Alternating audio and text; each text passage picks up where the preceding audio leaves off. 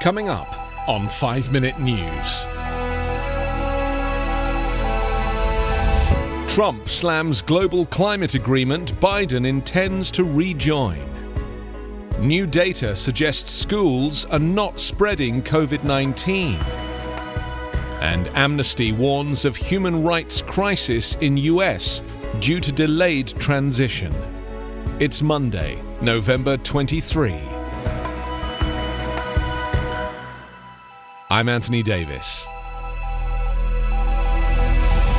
Donald Trump rallied against the Paris Climate Accord on Sunday, telling world leaders at a virtual summit that the agreement was designed to cripple the US economy, not save the planet.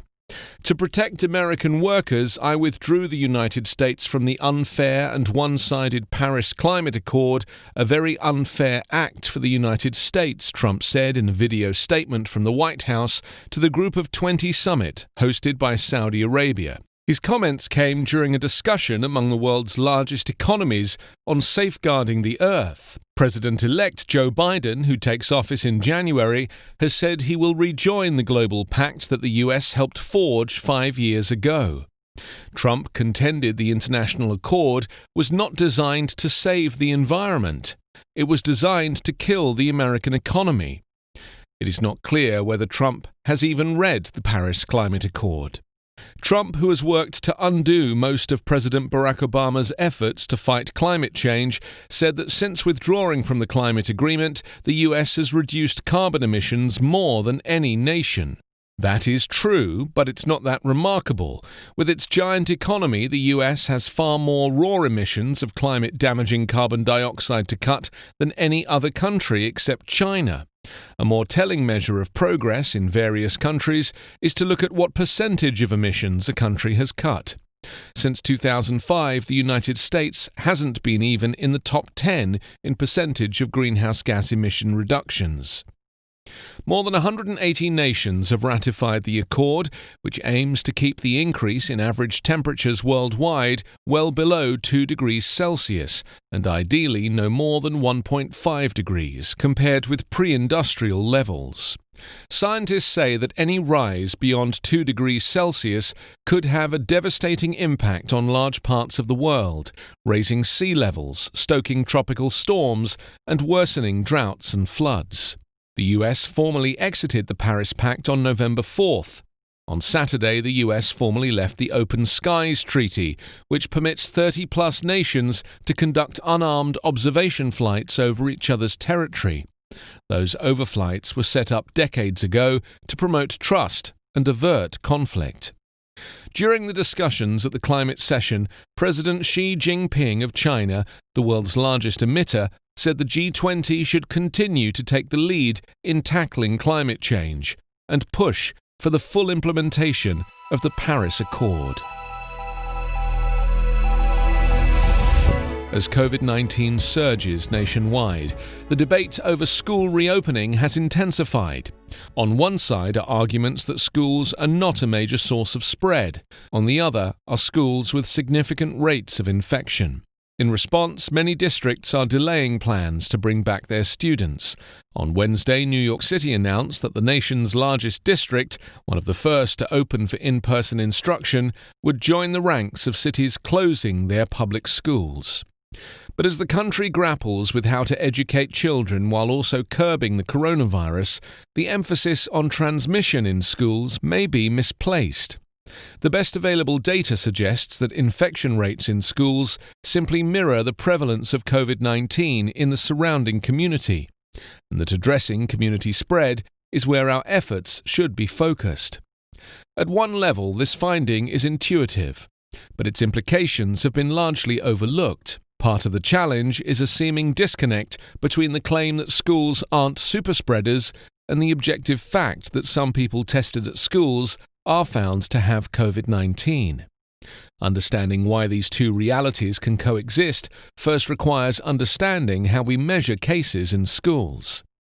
Several states maintain school-level data dashboards that provide information on infections among students and staff who attend in-person school. Virus transmissions that took place in schools are not separated from infections that occurred elsewhere, at a friend's house, at church, but were simply detected in schools, so reports of cases among students and staff should not, in themselves, lead us to believing that attending school is a source of spread. In an unprecedented move by a human rights organization in relation to a US presidential election, Amnesty International issued a warning about the stagnated political transition in the country and the dire impact it's having on the COVID-19 pandemic. 2 weeks after the US election, Donald Trump has not conceded his loss to President-elect Joe Biden, a reality that Amnesty now sees as having an effect on the spread of coronavirus and has described it as a human rights crisis. The COVID-19 pandemic is a human rights crisis on an unprecedented scale. The US government's response to the pandemic has laid bare systemic disparities that have long undermined our human rights, including those to life and health, said Bob Goodfellow, Amnesty International's USA Interim Executive Director. President Trump's rejection of the results of the 2020 election and refusal to cooperate with President-elect Biden's team will effectively cost even more lives and worsen this human rights crisis. Amnesty, which has historically assigned most of its election warnings to non-democratic societies across the world, is calling on the Trump administration to respect its human rights obligations.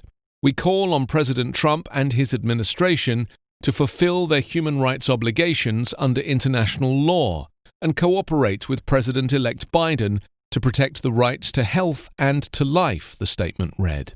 Mr. Biden sharpened his attack on Mr. Trump on Tuesday, saying that stalling the transition would sabotage the coronavirus response and cause more deaths. On Twitter, Mr. Trump continues to falsely claim that he won the election and has asked for credit for the discovery of a vaccine. A federal judge on Saturday dismissed a lawsuit critical to Donald Trump's long-shot bid to overturn his November 3rd election loss, calling his legal claim a Frankenstein's monster. U.S. District Judge Matthew Brann in Williamsport, Pennsylvania, described the case as strained legal arguments without merit and speculative accusations. Further attempts to thwart the certification of the election have failed in courts in Georgia, Michigan, and Arizona. You can subscribe to 5-Minute News on YouTube with your preferred podcast app. Ask your smart speaker or enable 5-Minute News as your Amazon Alexa flash briefing skill. Subscribe, rate, and review online at 5minute.news. 5-Minute News is an Evergreen podcast covering politics, inequality, health, and climate, delivering independent, unbiased, and essential world news daily.